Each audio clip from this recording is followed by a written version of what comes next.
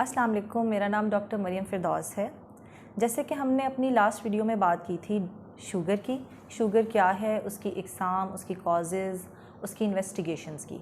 आज हम उसकी बात करेंगे कि शुगर को मैनेज कैसे किया जाता है और ऐसी कौन सी कॉम्प्लिकेशंस हैं जो डेवलप हो सकती हैं अगर हम उसे कंट्रोल ना करें। तो शुगर की जो बेसिकली मैनेजमेंट है डायबिटीज़ मेलाइटिस टाइप 2 की, वो 3 तरह की होती है। First line therapy, second line therapy और third line therapy.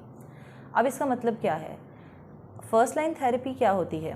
First line therapy में हम पेशेंट को मैनेज करते हैं डाइट से, एक्सरसाइज से और regular monitoring of blood sugar level से। अब जैसे कि हमने बात की थी कि शुगर की वजूहात क्या थी, जैसे जैसे हम उसकी वजूहात को अकॉर्डिंगली मैनेज करते जाएंगे वैसे ही शुगर मैनेज हो जाएगी। जैसे कि सबसे बड़ी कॉज थी स्ट्रेस। अगर हम अपनी लाइफ से स्ट्रेस को कम कर सकें, ऑब्वियसली लाइफ से स्ट्रेस कम तो नहीं हो सकती, लेकिन हम उसे मैनेज कर लें और उसके अपनी ज़िंदगी पर असरात कम कर दें तो शुगर ऑटोमेटिकली कम हो जाएगी, क्योंकि स्ट्रेस जितना ज़्यादा होगा ब्लड लेवल्स उतने ही ज़्यादा प्रॉब्लमेटिक होते जाएंगे। उसके अलावा हम इसको कैसे कंट्रोल कर सकते हैं? अपनी बैलेंस्ड डाइट से।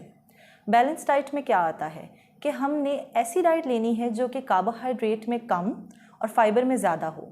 उसके अलावा हम ऐसी डाइट लेंगे जो सैचुरेटेड फैट्स में कम हो, क्योंकि हमने पहले भी बात की थी कि 50% शुगर के मरीज़ हाइपरटेंसिव भी होते हैं, यानी कि ब्लड प्रेशर की बीमारी में भी मुब्तला होते हैं। तो हमने सैचुरेटेड फैट्स कम लेने हैं ताकि उसका ब्लड प्रेशर और लाइपोप्रोटीन प्रोफाइल भी कंट्रोल में रहे। उसके अलावा हमने अपनी डाइट में क्या ऐड करना है कि हमने प्रोसेस्ड फूड्स निकाल देने हैं और कोल्ड ड्रिंक्स नहीं लेनी है। ठीक है, अपनी डाइट को बैलेंस्ड रखें तो हम शुगर को कंट्रोल कर सकेंगे।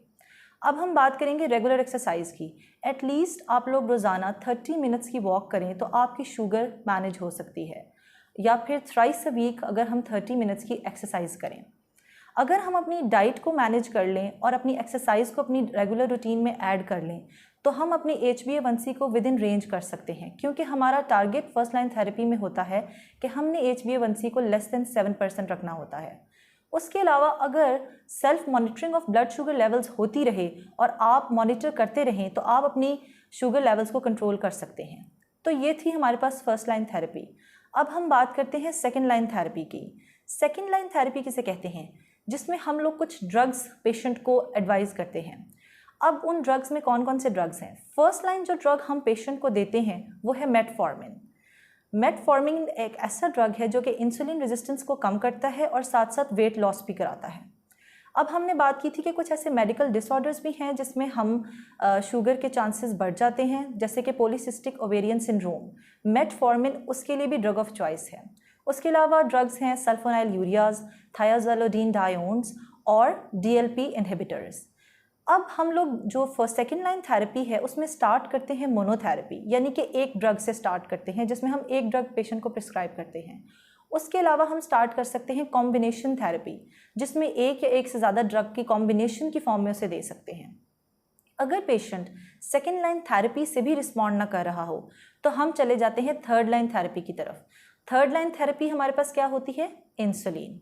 इंसुलिन तो बहुत तरह की हो सकती है, लेकिन अभी हम सिर्फ ये बात करेंगे कि थर्ड लाइन थेरेपी में हमने पेशेंट को इंसुलिन देनी है सबक्यूटेनियसली।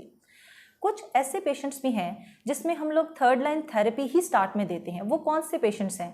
वो ऐसे मरीज़ होंगे जिनकी इन्वेस्टिगेशंस पे डिपेंड करता है कि उनकी इन्वेस्टिगेशंस बहुत ज़्यादा डीरेंज्ड होंगी, और या तो उनकी एज के मुताबिक हम लोग उन्हें इंसुलिन प्रिस्क्राइब कर देते हैं। अब तो ये तो हुई मैनेजमेंट ऑफ डायबिटीज़ मेलाइटिस। अब हम बात करते हैं कॉम्प्लिकेशन ऐसी कौन सी हो सकती हैं डायबिटीज़ मेलाइटिस की जो कि अगर हम कंट्रोल ना करें तो डेवलप हो जाती हैं। दो तरह की कॉम्प्लिकेशंस होती हैं, माइक्रोवेस्कुलर कॉम्प्लिकेशंस और मैक्रोवेस्कुलर कॉम्प्लिकेशंस। माइक्रोवेस्कुलर कॉम्प्लिकेशंस वो कॉम्प्लिकेशंस हैं कि जिनमें शुगर हमारे जिस्म की स्मॉल वेसल्स को अफेक्ट करती है। अब हमारे पास स्मॉल वेसल्स जैसे कि आई की वेसल्स, तो शुगर हमारी आंखों पर बहुत बुरा असर करती है, उसको कहते हैं डायबिटिक रेटिनोपैथी। शुगर एक बहुत बड़ी लीडिंग कॉज है ब्लाइंडनेस की, क्योंकि शुगर के पेशेंट्स भी ज़्यादा हो रहे हैं और रेटिनोपैथी एक ऐसा कॉम्प्लिकेशन है जो कि बहुत ज़्यादा पेशेंट्स में डेवलप हो रही है। उसके अलावा माइक्रोवेस्कुलर कॉम्प्लिकेशंस में आती है गुर्दों पर असर, जिसे कहते हैं डायबिटिक नेफ्रोपैथी, जिससे गुर्दे फेल होने के चांसेस बहुत ज़्यादा। और उसके अलावा एक और माइक्रोवेस्कुलर कॉम्प्लिकेशन है, उसे कहते हैं न्यूरोपैथी। यानी कि जिसमें ऐसी अलामत आती है कि हाथ पैर सुन्न होने लग जाते हैं, और ये एक बहुत बड़ी कॉज है नॉन ट्रोमेटिक एम्पूटेशन की। अब हम बात करते हैं मैक्रोवेस्कुलर कॉम्प्लिकेशंस की, यानी कि शुगर जो कि बॉडी के लार्ज ब्लड वेसल्स को अफेक्ट करती है। लार्ज ब्लड वेसल्स कहाँ कहाँ होती हैं? हार्ट में, ब्रेन में या लिम्स में।